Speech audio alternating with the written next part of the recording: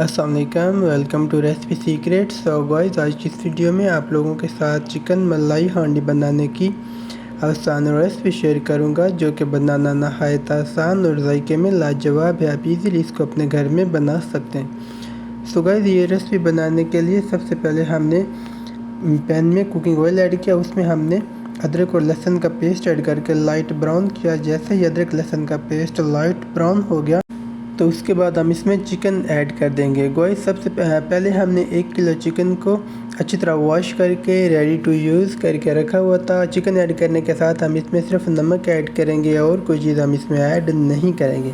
So guys, chicken add करने के बाद हम कम से कम इसकी 15 मिनट तक मीडियम टू लो फ्लेम पे भुनाई करेंगे। जब हमारे चिकन की अच्छी तरह भुनाई हो गई तो उसके बाद हम इसमें टमाटर का पेस्ट ऐड कर देंगे। इसमें हमने टमाटर 4 अदद मीडियम साइज़ के टमाटर ऐड किए और साथ ही साथ हमने थोड़ी मिकदार में इसमें अदरक भी ऐड की। इन सारी चीज़ों का पेस्ट तैयार करने के बाद हमने इसमें ऐड कर दिया और अच्छी तरह मिक्स किया।